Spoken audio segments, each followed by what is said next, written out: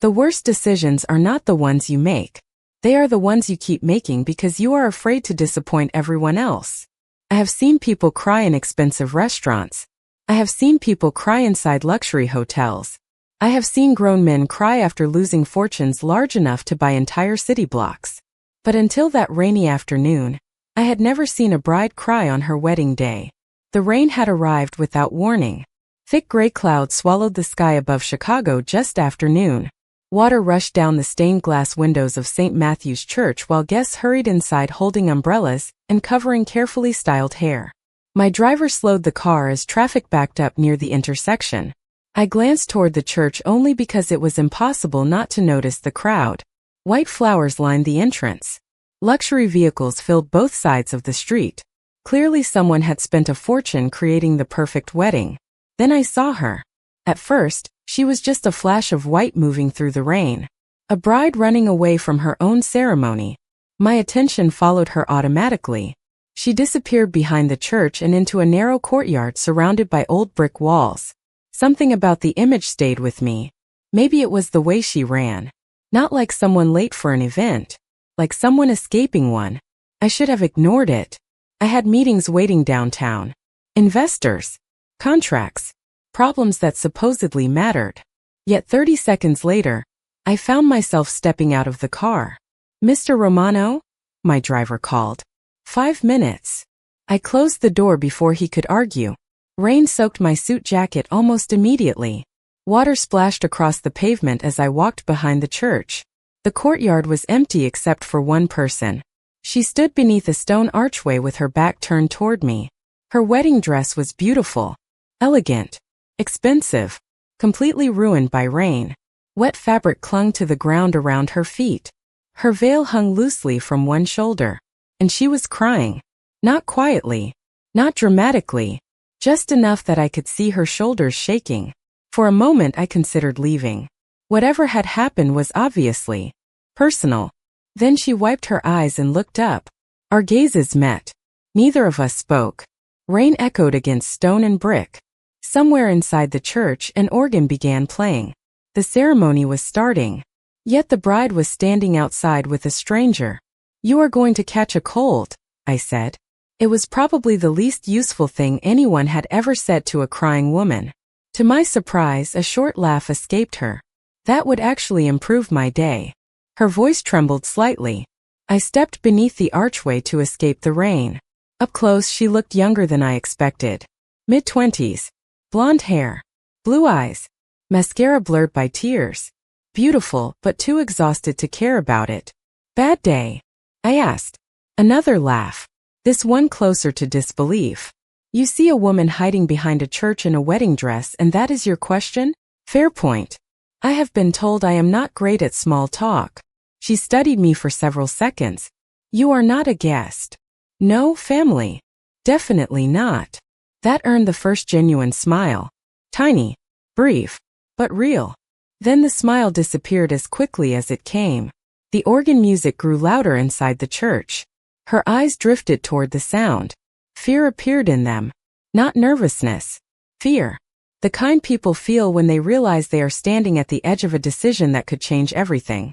"They are waiting for you," I said quietly. She swallowed hard. "I know." Yet she did not move.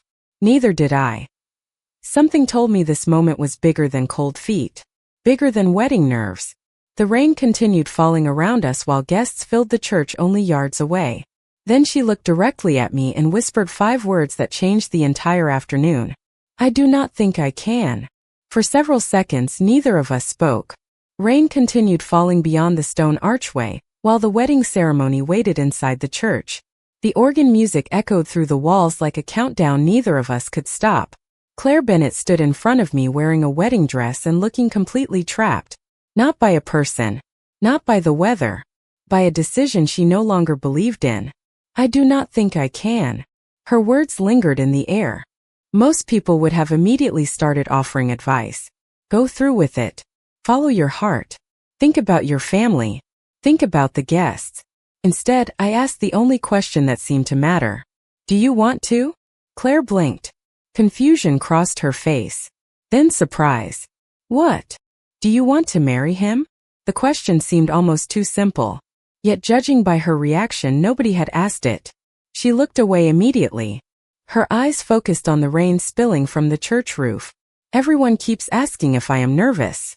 Her voice was barely above a whisper. Nobody asks if I am happy.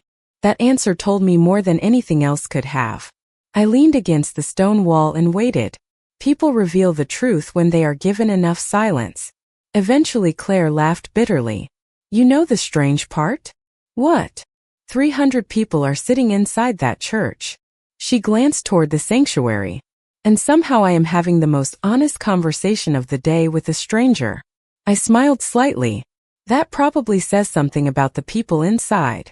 For the first time she laughed for real. It lasted only a second, but it was enough to change the atmosphere. Then her expression softened again. My father loves him. The groom. She nodded. My friends love him. My family loves him. Everyone says he is perfect. Do you? Claire did not answer immediately. That silence became an answer of its own. Rainwater dripped from the edge of her veil. Somewhere nearby, church bells rang softly. I used to think I did, she admitted. Maybe I convinced myself I did. Her eyes filled with tears again. And now? I asked. She looked directly at me. Now I feel like I am watching someone else's life. Those words hit harder than she intended. Because I understood them. More than she knew. Entire industries were built by people chasing lives they never truly wanted. Success. Status. Expectations. Applause. Sometimes people became prisoners of their own plans.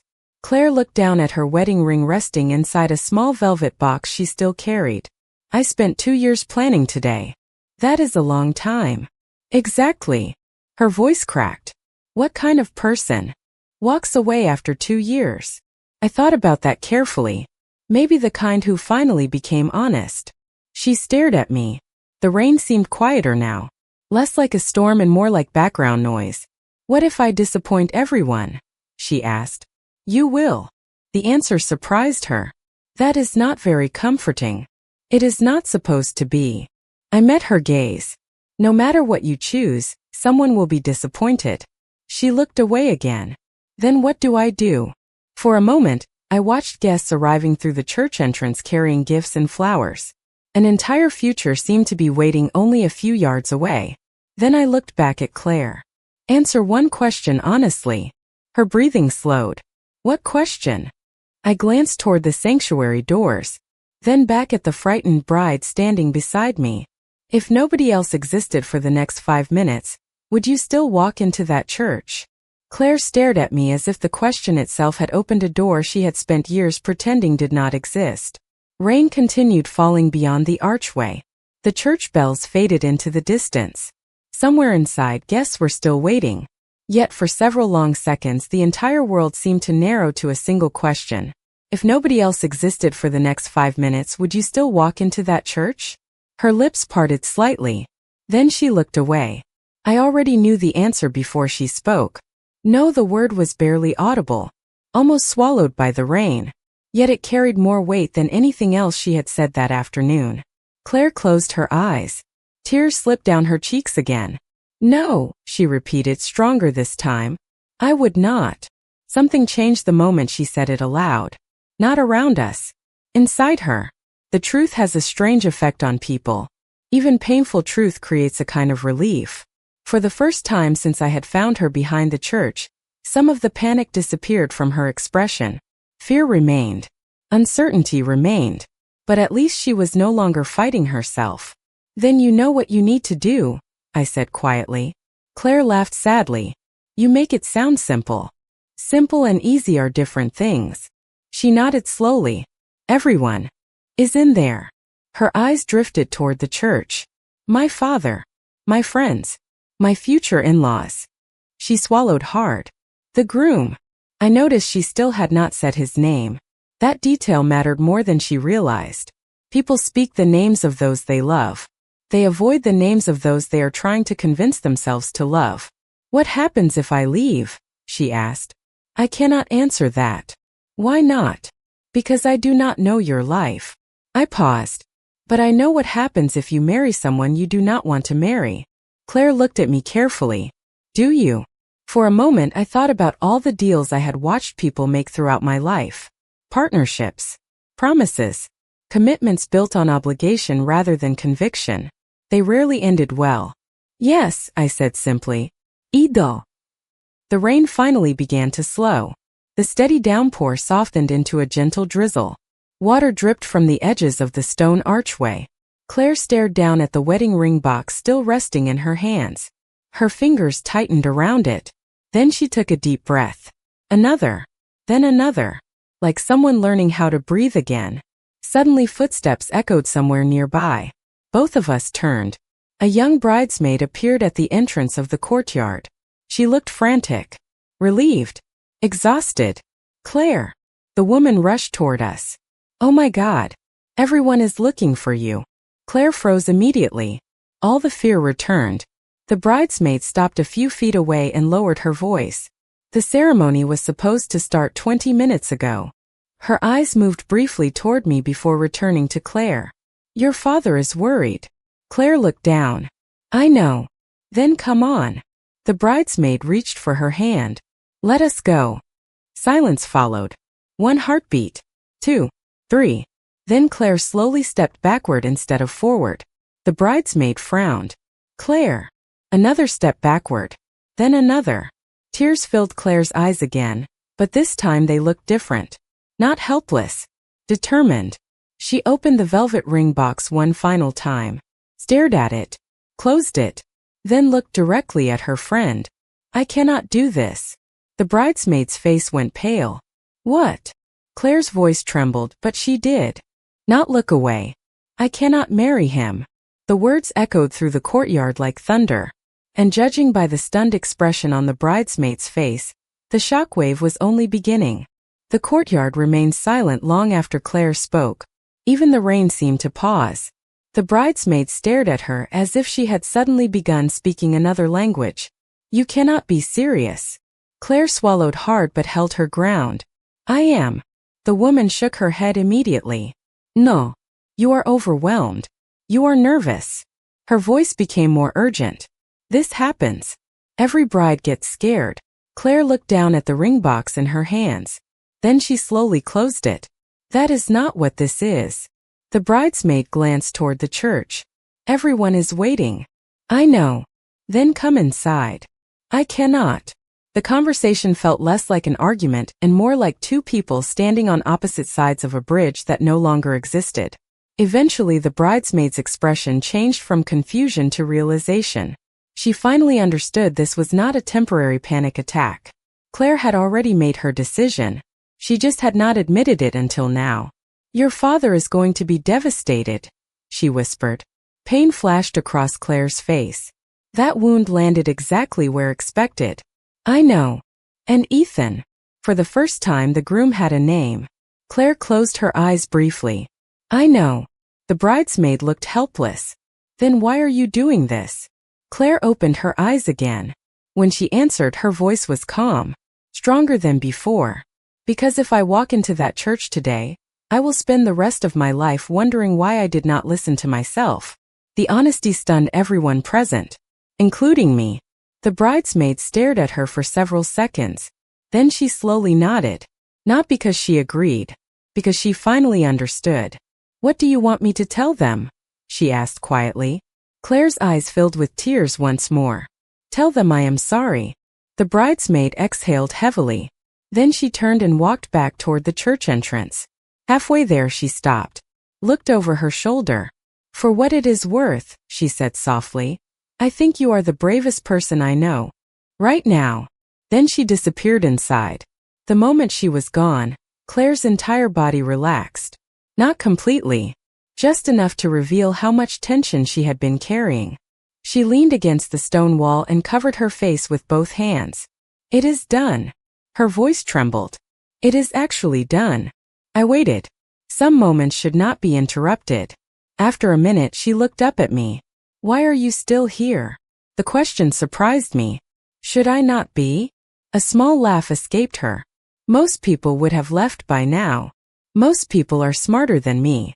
That earned another laugh. Genuine this time. The first one untouched by fear. The sound echoed softly through the courtyard. Then reality began returning. "What happens now?" she asked. It was a fair question. The wedding was over before it had begun. 300 guests sat inside a church waiting for explanations. Her entire future had just become uncertain. Yet strangely, she looked less afraid than before. "What do you want to happen?" I asked. Claire thought about it. Really thought about it. For perhaps the first time all day. Honestly. She stared beyond the courtyard walls toward the city skyline hidden behind gray clouds. "I want to disappear for a little while." Then she laughed nervously. "That probably sounds ridiculous." "No," I looked toward the church doors. "It sounds human." Claire smiled faintly. Then a sudden gust of wind swept through the courtyard. Something slipped from her hand and landed near my feet. A wedding invitation. The paper had become damp from the rain. I picked it up automatically. The elegant gold lettering was still visible. Claire Bennett and Ethan Collins. Saturday, September 14th. I started to hand it back. Then I noticed something written in blue ink on the inside flap. 3 words. Not in the groom's handwriting. Not part of the invitation. Just 3 words written years ago by someone who knew her. "Choose your own life." The words remained in my mind long after I handed the invitation back to Claire. Choose your own life. 3 simple words. Yet somehow they felt larger than the wedding she had just walked away from. Claire stared at the damp invitation for several seconds before carefully closing it. Her fingers traced the blue handwriting almost unconsciously. "My mother wrote that." Her voice softened immediately. "Years ago." I looked at her. "Your mother?" She nodded. "She used to leave little notes everywhere." A faint smile appeared despite everything. Inside books, kitchen drawers, birthday cards. Her eyes remained fixed on the invitation. She always said people spend too much time becoming who they are expected to be. The smile faded slightly, and not enough time becoming who they actually are. The rain had almost stopped now. Gray clouds still covered the city, but streaks of sunlight were beginning to appear beyond them. For the first time all afternoon, the storm seemed to be ending. Claire slipped the invitation into her bag. Then reality returned all at once. I should probably turn off my phone. I raised an eyebrow. That bad? She held up the screen. 23 missed calls. 14 text messages. Several voicemails. More arriving every minute. That answers my question. Claire laughed nervously. I do not think anyone is celebrating my decision. Probably not today. She looked at me carefully. Do you think I made a mistake? It was the first time she had asked directly. I considered the question before answering. I think marrying someone you do not want to marry would have been a mistake. Her shoulders relaxed slightly. That is what I thought too. We left the courtyard together a few minutes later. The church parking lot remained crowded. Guests were beginning to leave in small groups. Conversations filled the air. Curious glances followed Claire wherever she went. Yet something had changed. She no longer looked like someone running away. She looked like someone walking towards something she could not see yet. There is a difference. My driver was waiting near the curb. His expression revealed that my 5-minute detour had become significantly longer. Claire noticed him immediately. You really do have somewhere important to be, do not you? Usually. And today? I glanced at the church behind us. Apparently not. That earned another smile. The kind that appeared more often. Now, less forced. More genuine. For a moment neither of us seemed certain what happened next. She no longer had a wedding to attend. I no longer had a reason to remain there. Yet walking away felt strangely unfinished. Then Claire looked toward a small coffee shop across the street. Can I ask you something? Of course. What does a woman do after canceling her own wedding?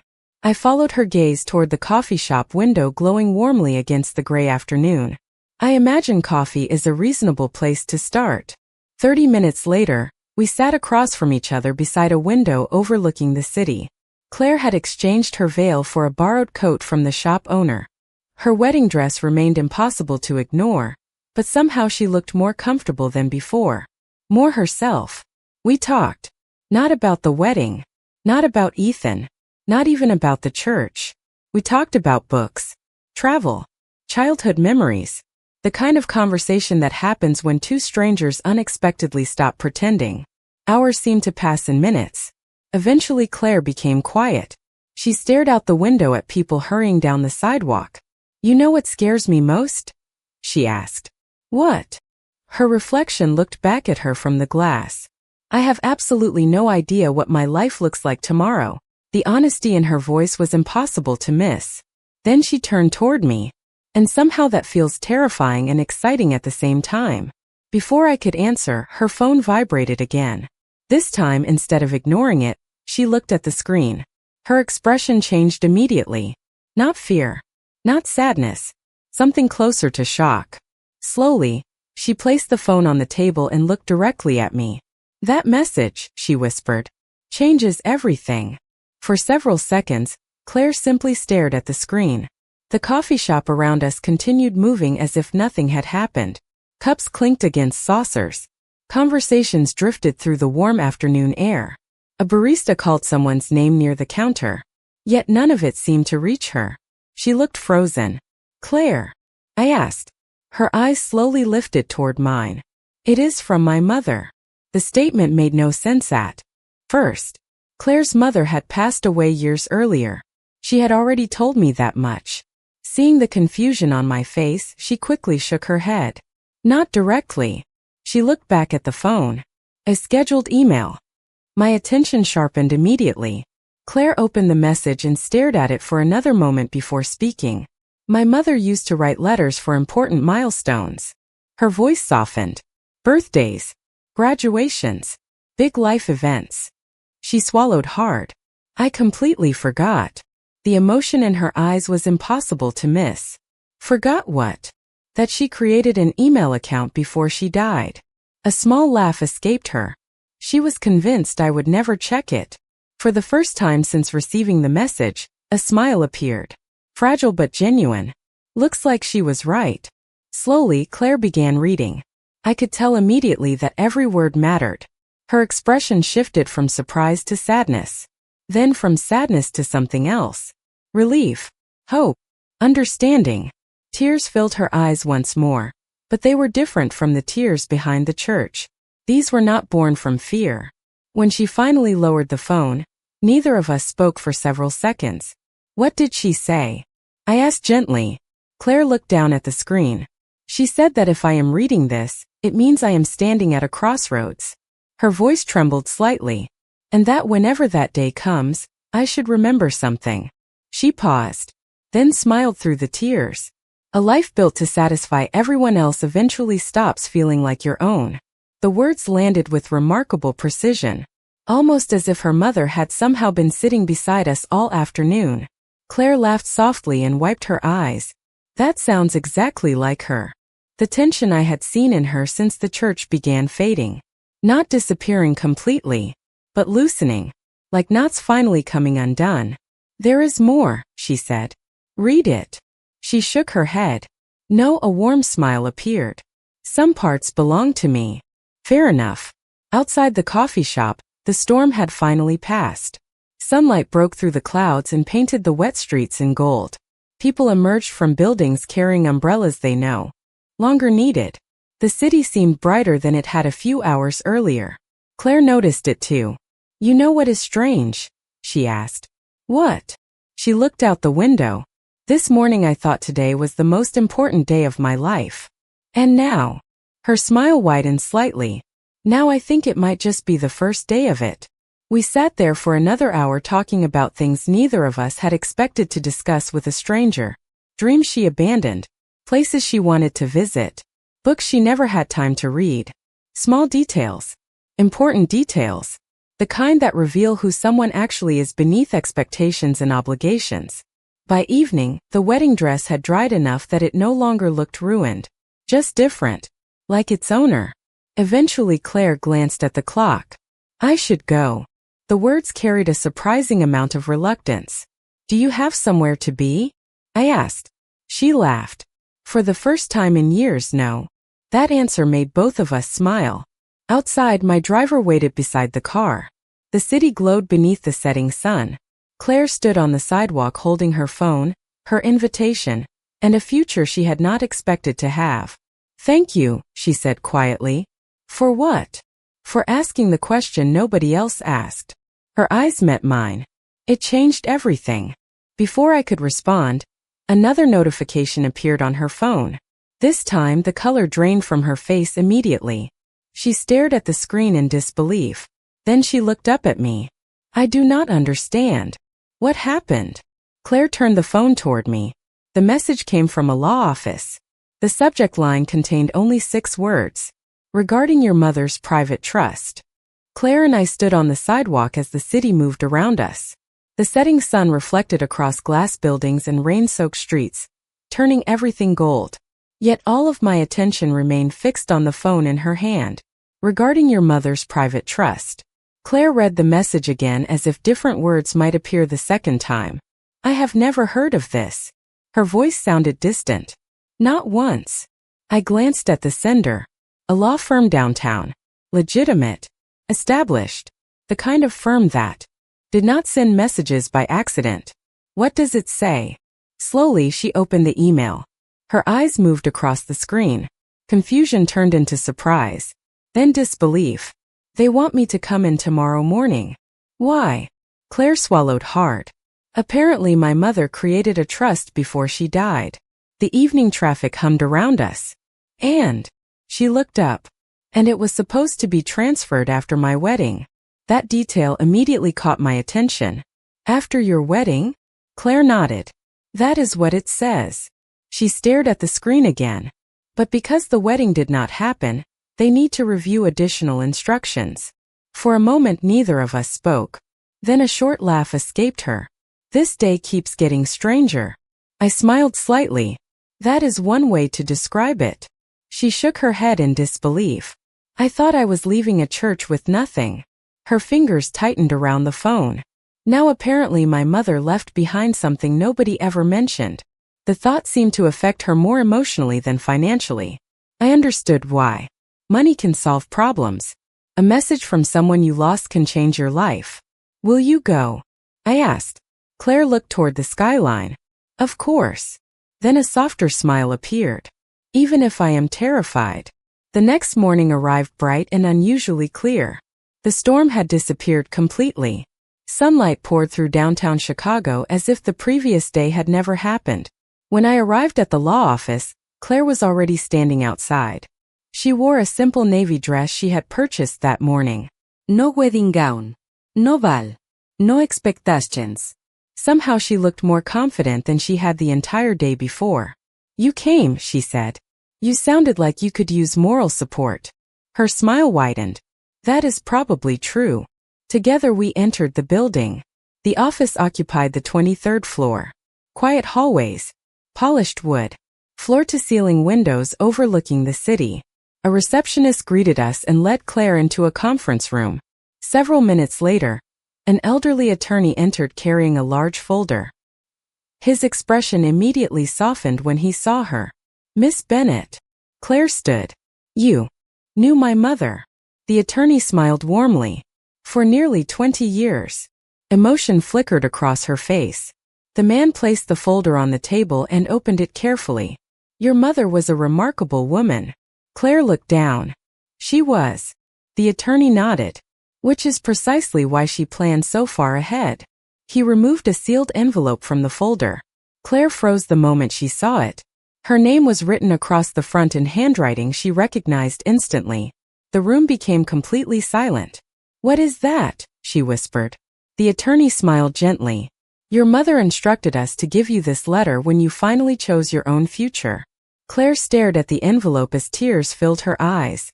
Because suddenly she realized something extraordinary. Years before her death, her mother had somehow anticipated this exact moment. Claire stared at the envelope as though it had traveled across time itself. The handwriting on the front was unmistakable. Her mother's handwriting. Careful. Elegant. Familiar. The kind of handwriting a person never forgets. For several seconds she simply held it without moving. The attorney remained silent. So did I. Some moments deserve room to breathe. Finally, Claire slid a finger beneath the seal and opened it carefully. Inside was a single folded letter. The paper looked older than everything else in the room, as though it had been waiting years for this exact day.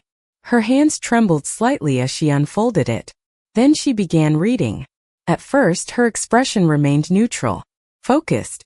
Then her eyes widened. Tears appeared almost immediately afterward. The attorney quietly excused himself and stepped outside, leaving us alone. Claire continued reading, line after line, word after word. The room remained silent except for the distant sounds of the city beyond the windows. Eventually she reached the end. She lowered the letter slowly and stared at nothing for several moments. What did she say? I asked softly. Claire laughed through her tears. Too much. Her voice cracked.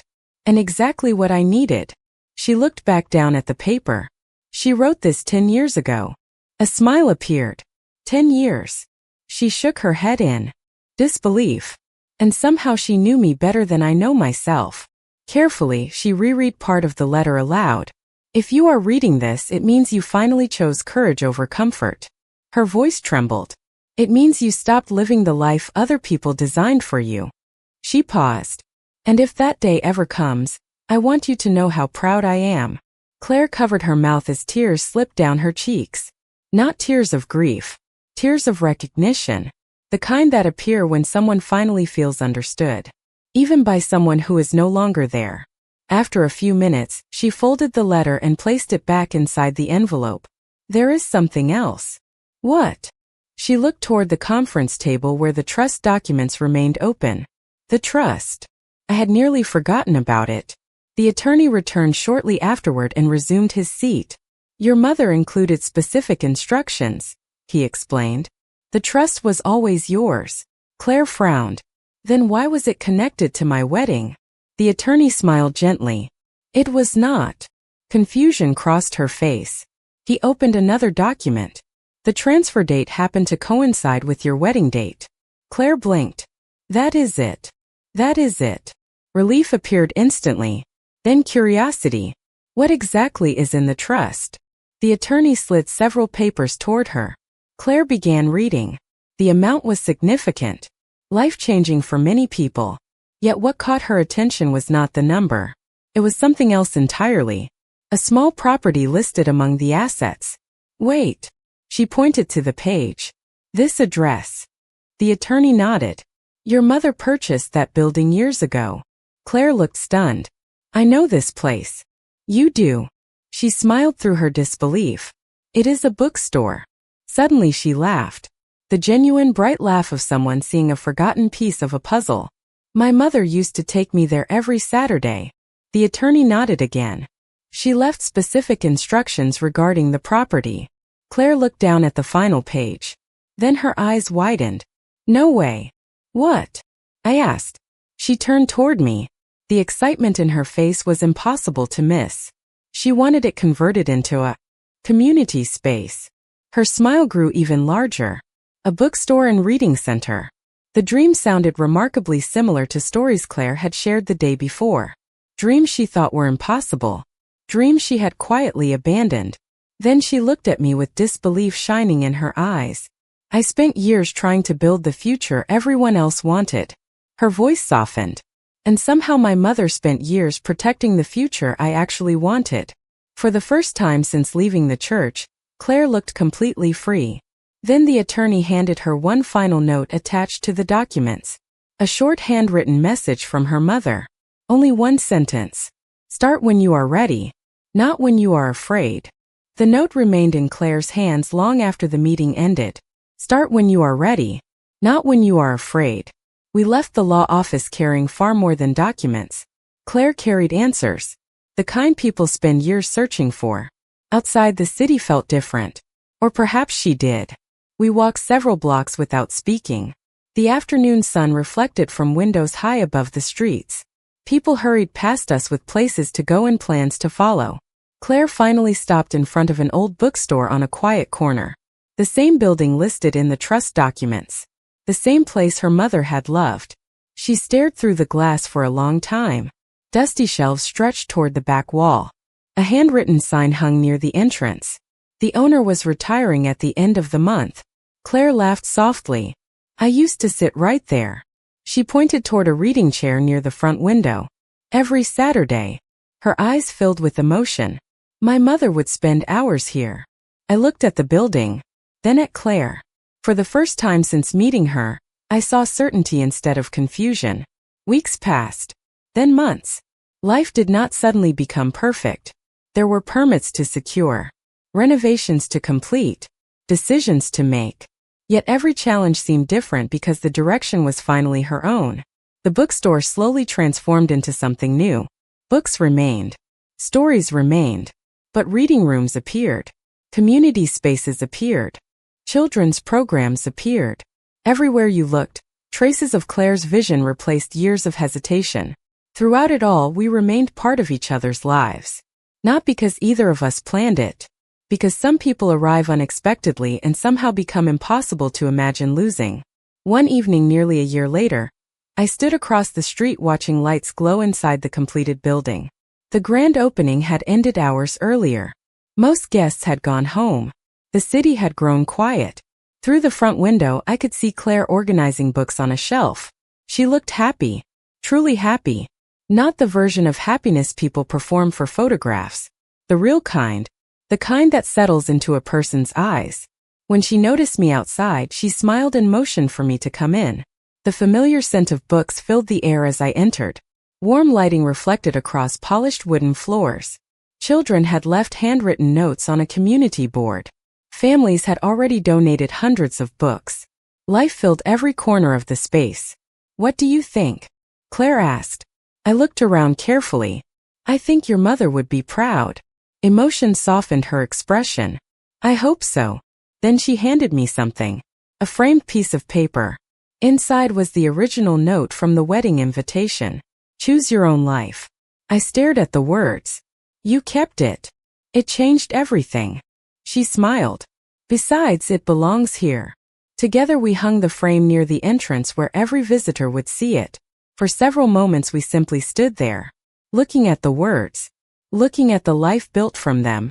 Finally Claire glanced toward the window where evening lights shimmered across the city. You know something? She asked. What? Her smile grew. A year ago I thought losing a wedding meant losing my future. She looked around the bookstore, then back at me. Now I realize it was the day I finally found it. I followed her gaze across the room filled with stories, possibilities, and second chances. And for the first time I understood something too. Fate does not always arrive with certainty. Sometimes it arrives as a storm. Sometimes as a difficult choice. Sometimes as a stranger behind a church asking a question nobody else thought to ask. And sometimes the bravest thing a person can do is choose a life that finally feels like their own.